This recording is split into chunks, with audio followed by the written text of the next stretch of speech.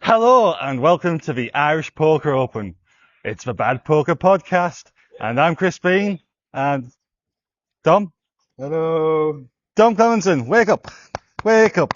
Listen, mate, some of us had to work this week. We haven't all been making headlines, you know. What are you talking about? I don't know. I can't, you know. I mean, are you talking about this? I might be talking about that, Chris. Yes. For those who don't know, I won the Mixed Day Game Championship. Yeah, I think everyone knows by now. Yes. I'm not quite as bad as Chad Holloway with his bracelet, but you know. No, but you will be. Give it time. We'll come back to that in a minute, but there has been breaking news here at the Irish Open. Yeah, literally like 30 seconds ago. Yeah. The Irish Open is going international with 3 stops on 3 different continents. Firstly, September will be Sydney. In November, Marrakech and Morocco. And then in early 2027, they're going to the US of A. That's incredible. Absolutely phenomenal news. Yeah. I'm just hoping they need some bloggers. Start somewhere. In 1980, a tournament was born in Dublin. The venue for the 2-day event is Thomas Prior House in Dublin. Not quite Las Vegas, but an impressive gathering nonetheless of some of the coolest poker players in the world. For more than 46 years, it has become a part of poker history. Poker players from across the globe have come to Dublin chasing one title, one trophy, one moment. But legacies don't stay in one place forever. The Irish Poker Open goes international. Hello Irish Poker Open and welcome to Sydney. We will see you on the 6th till the 15th of September.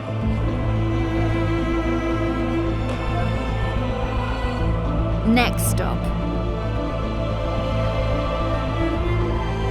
Welcome to Marrakech. The Irish Poker Open arrives from 10 to 15 of November 2026.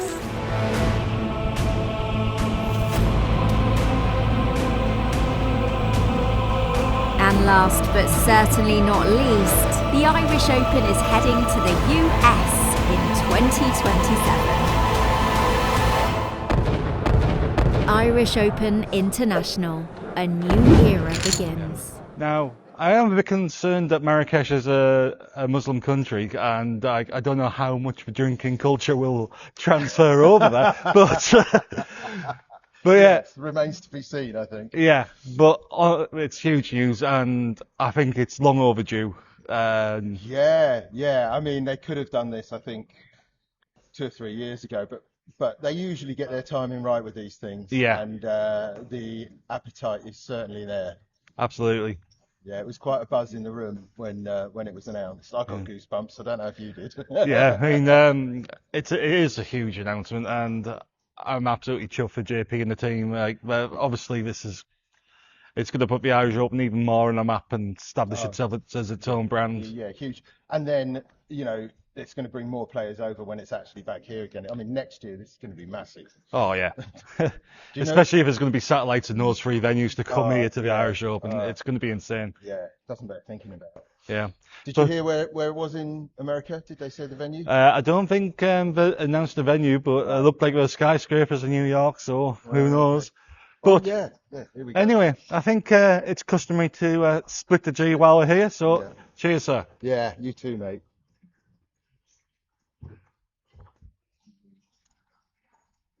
Where are we going? I'm a bit below. So am I. We're obviously a bit too thirsty here at the Bad Poker Podcast. It's warm upstairs. Yeah. It really is. So, what shall we talk about? Well, we've mentioned the big story, and then we obviously mentioned the international after your win. Yeah. Do you want to tell us a bit about how that went down? Well, I think we need to start with the beginning because on my travel on my way over here,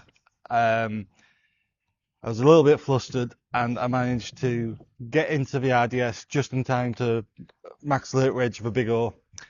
and unfortunately I stone bubbled that tournament. Yeah, we were all laughing then. Yeah. They're not laughing now. So I was absolutely devastated, and You were. then just a wall of fatigue hit me, and I ended up back at the Airbnb, and I slept for about 17 hours in a 24-hour period, which is completely unlike me. Yeah. Okay.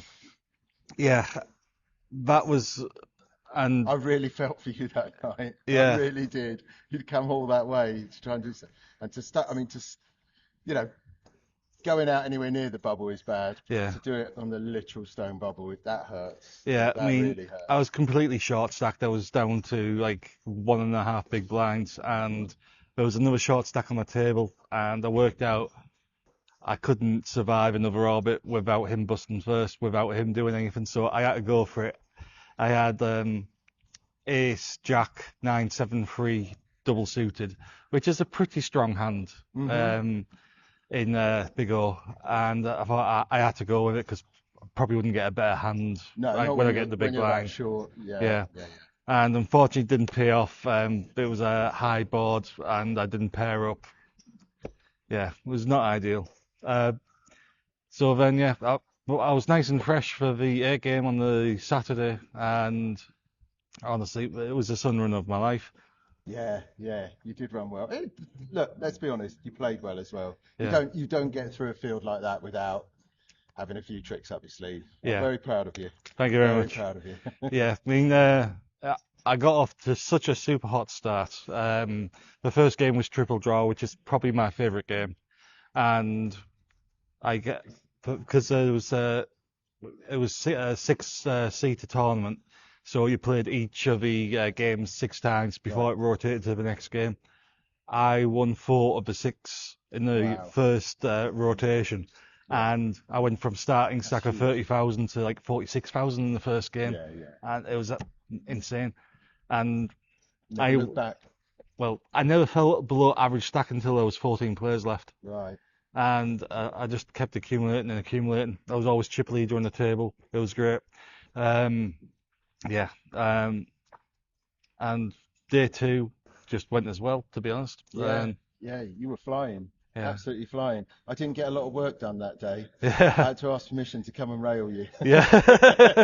And I appreciate the support, but yeah. Yep. So, what have you been doing since then? Well, Now you're one of the high rollers. Well, I went on to play the triple draw tournament itself, and I managed to get 10th in that, so it was a 3x my buy-in. Yeah. I played my first ever 1K in the A game, and unfortunately just fell short of the money there. And probably the craziest story is this the hunt for a big league? Absolutely, yeah. I got free rolled into the main event, and it was just such a mad scenario that I got myself into. Because what happened was I was filming some footage to do a how-to guide at the Irish Open, and I was just like filming some of the different eateries down the street. And I started walking back towards the RDS, and I saw Roland Boothby from the Hendon Mob, and I saw Rory Jennings of Talk Sport and YouTube fame. And they said, "Oh, we're on the hunt for Big Lee. Are you doing it?" And I completely forgot about that. So that was a decision they came to regret, was telling you that. yeah. So I quickly looked up Instagram to see where he was, and I could see he was just behind the Aviva Stadium next to the river. So I thought, well, I know where the Aviva Stadium is. I'll start power mincing my way there.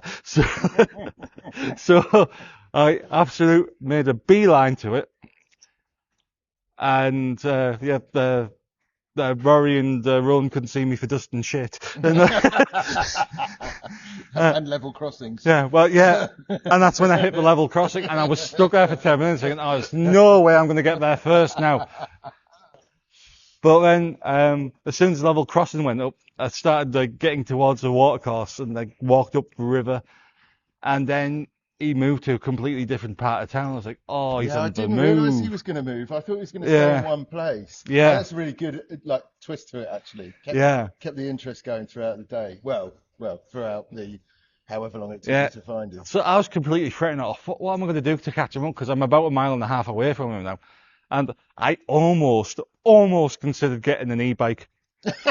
I'd have paid good money to see that. And Oh. I haven't ridden a bike in You kept years. that So yeah, I saw the e-bikes and I thought, oh, I don't know how to do this. And then I saw a taxi parked up outside the hotel.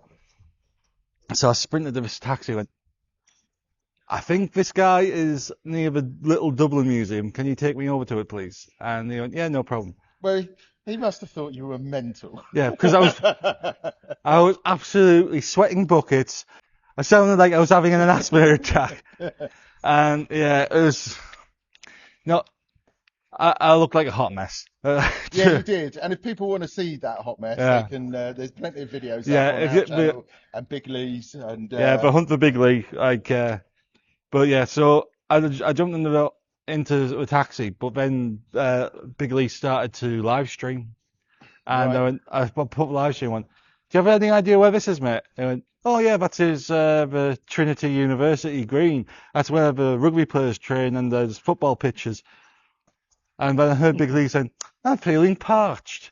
Do you fancy a pint? So I just asked him, is there any pubs around there? And he went, oh yeah, there's this like students' union, which has got it looks like a cricket pavilion, and there's steps going up to it. Fantastic. What a man to have And in your time of need. He dropped me at the gate right there. So I quickly got his mobile number. And I said, I will give you a cut of my, I'll give you a sweat in the Irish Poker Open if I get it. You gave him 20%, didn't you? I gave him 20% because like, if it wasn't for him, I wouldn't have got it. So I think playing for 80% of myself for free is better than and nothing. You wouldn't have had it at all if it weren't for Gabby. So So I think the 20% was. I mean, to be honest, 20% of nothing's still nothing, but you didn't know that at the time. Absolutely. But so yeah, I ran into this pub. And I was looking around everywhere, and I saw Big Lee's cameraman Grant. Oh, Grant, yeah. And he was like, he was ordering a couple of drinks at the bar, so I thought, right, he's definitely in here then. So he might be hiding. So I went into the restaurant bit, couldn't see him. Went round the back, and there was another like seating area. He wasn't there. But I just saw him walking back from the toilet, going back to the bar. So I just sprinted after him and went bang on the back of his, and he shat himself. Yeah, I'm not surprised. Yeah, but if people want to watch that, they really should, because that is proper Digby chicken Caesar. Yeah, It's really good. absolutely. It's well worth a watch. Yeah, but it was like a couple of hours of the time, but it was probably the most I fun I was had in railing you ages. from in here. I was trying to keep up with where you were, and it was fantastic. And Yeah, then when you messaged me and said, I've got a seat in the main, oh, mate, Yeah. made up for you. I mean, I had no intention of playing the main event, because I'm not a Hold'em player. I don't really enjoy it that You much. proved that. Yeah.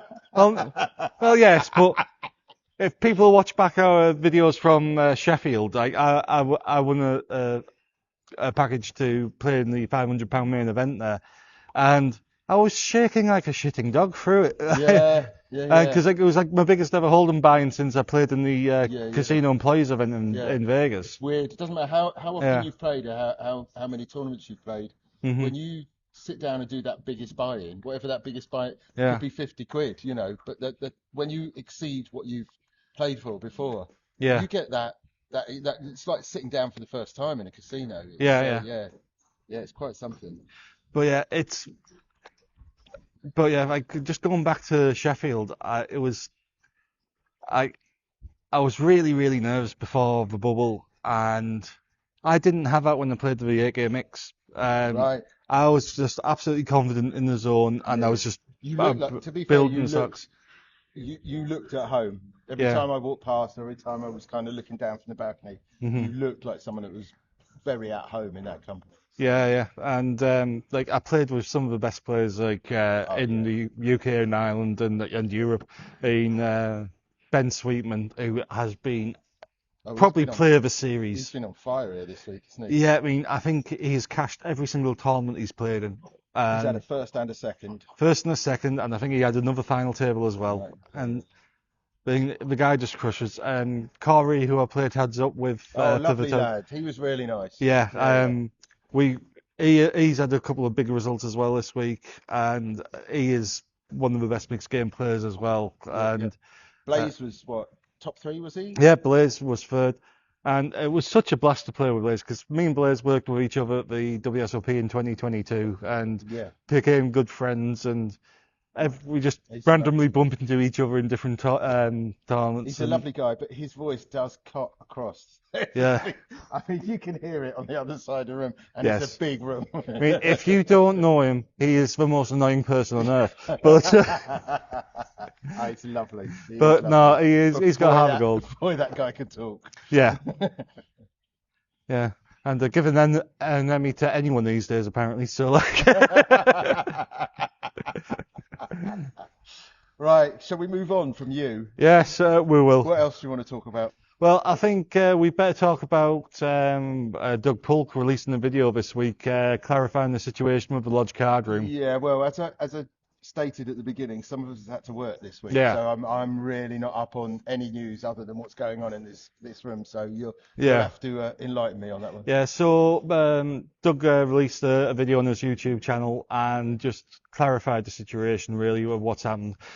Everything is still under investigation, but I think we'll get a bigger update of what's going to happen on the 9th of April. That's when the TABC will be forced to either make charges or give back the money to the lodge.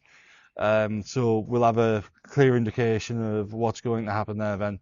But the other lodge card room in, I believe it's Austin or Dallas, I can't remember which one. Like the other lodge which wasn't raided is currently unaffected and is operating normally. Texas Card House and the other big card rooms in the area are still operating fine. But yeah, it does seem like they need to get this nailed down because this is going to keep happening. If there's not some kind of clarification on the law, this is just going to happen over and over again. And if they don't succeed with the lodge, they'll go for the Texas Card House or whatever and it will keep going on and on and on. And I don't know why this loophole is there really. Yeah. But the thing is, I think Doug Polk he's been trying to play it by the book, and he's actually been to town hall meetings, and he's been going to pretty much every part of the legislative process in the EOS to try and make it plain and clear that they are operating legally. But turns out it might be just money transfers which has caused it to have an investigation on them. So yeah, it'd be interesting. I mean, if that date is obviously not too far away, it'd be interesting to see if they do follow it through, or whether they kind of let this lie as a warning for anyone that wants to go down that road in the future. Watch this space. Yeah. Party Poker Sevilla was a huge success recently. Yes, yeah, certainly. I mean, obviously I was preparing to come here, couldn't do both. Knew a load of people that went there, had like 7 or 8 mates from my old home game in Brighton, and they had an absolute blast. And it just like I mean, Sheffield and Birmingham are nice, but if you can spend the 5 or 6 days in Seville, I think it's just that little bit sweeter. And of course, the biggest news coming from Party Poker Seville was Barney Boatman, the latest ambassador, which is an absolute coup for Party Poker. Oh, it's huge. It's absolutely huge. I mean, for the demographic that they're aiming for, and the people that are familiar with that brand, he is kind of like the best guy for the job, I think. Yeah. So now that's 2 of the Hendon mob now signed up at Party Poker. We're just waiting for Ram and Ross to be signed up. Well, Ross was supposed to be here this week. Really? Yeah. I heard, that he was coming. I mean, maybe he's going to late reg the main. I don't know.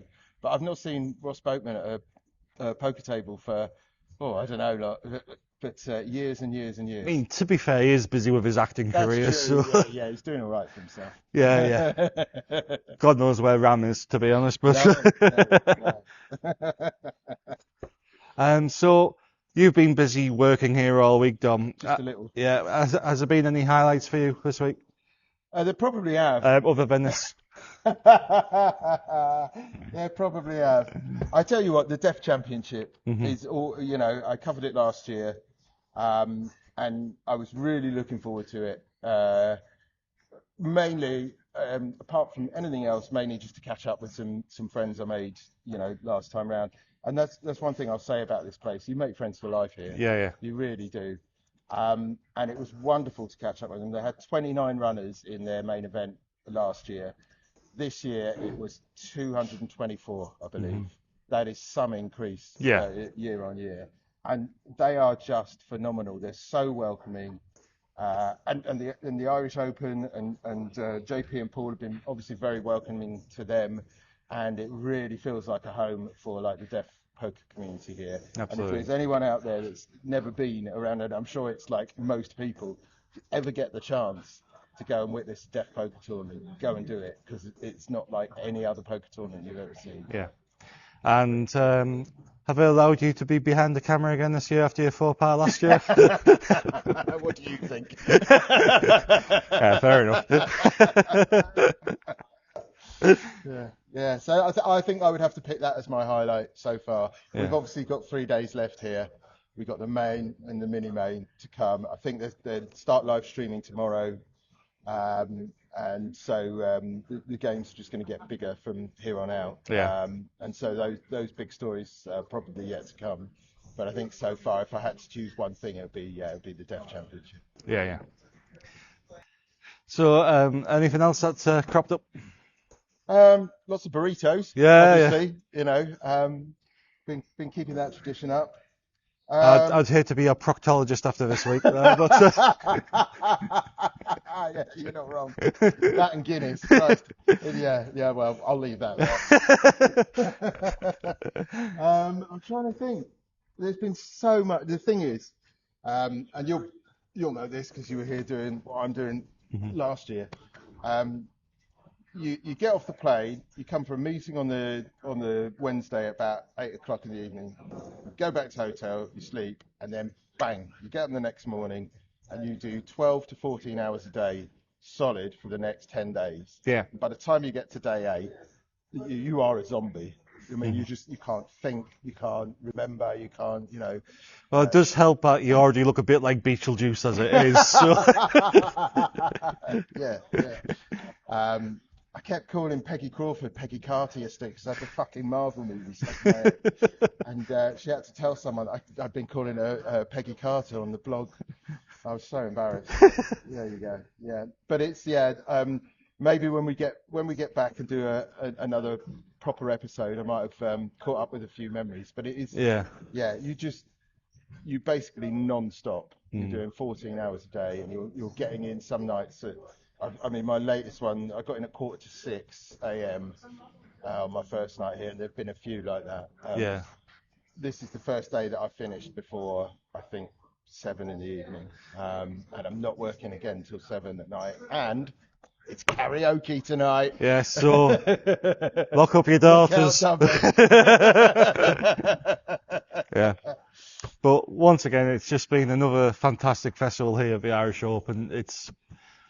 Honestly, I think it's probably the best circuit on earth, and it's you know, I'm a relatively inexperienced reporter, but I've been to a few tournaments and I've been to a few as a player, and this is my favourite by a country mile. It's got an atmosphere like no other, and people should come here if they've never been here before. It is incredible. Yeah, but yeah, like there's buy-in suitable for all bankrolls. Yeah. And yeah, the mixed games here couldn't be any better. Really couldn't. Well, that's the other thing. I mean, they've really pumped up the mixed games in the last couple of years here. They had Svitten this year, didn't they? Yeah, and which I'm still yet to play, and I must. Seeing as I'm rooming with a Swedish guy, it's terrible that I haven't actually sat down and played it. But yeah, we'll have to get to one of Franca's festival series. Oh, God, yeah. Svitten is very much the what everything orbits around, the festival series. Yeah. I can't wait to play some of that. Yeah, and it was great fun playing with Franca all week. I mean, I was on this table 3 or 4 times throughout, and you can normally hear his laugh before anything else. He was enjoying himself. I'll say that. Yeah. But And he's doing that on the Guinness Zero as well. So, Is he? yeah, he has been sober for 1 year and 3 months now. Is he? Yeah. Oh, I didn't know that. Yeah. You wouldn't know. Yeah, absolutely. Yeah. So I've got nothing to add to that. Yeah. Well, if I probably have, I'll probably remember when I get back to the room later. But I think that'll do for now, won't it? Yeah. And we But we can always record something else tomorrow. yeah. Well, this has been the first opportunity me and Dom have been able to sit down and record. Yeah. We were originally planning to do something, but probably every other day, but turns out I'm quite good at poker. So and Dom is too busy working. So, but yeah, we'll be gonna grab some interviews with some players along the way. And yeah, well, like I say, I'm not working tomorrow till 7 in the evening, which is when the Old Dogs and Young Pups starts. Why they're starting a tournament at 7? God knows what time I'll finish. But until then, I've got over 24 hours off, so we'll do a bit of work. But yeah, stay tuned with us, and we'll bring you plenty more content from the Irish Open because it has been an absolute blast. As long as I'm still standing, which I might not be after the karaoke tonight. Yeah. But I'm sure that will get filmed as well. So. Free earplugs will be provided in the foyer. So until next time, it's goodbye for Bean and Dom on the Bad Poker Podcast. Cheerio, people. See you later.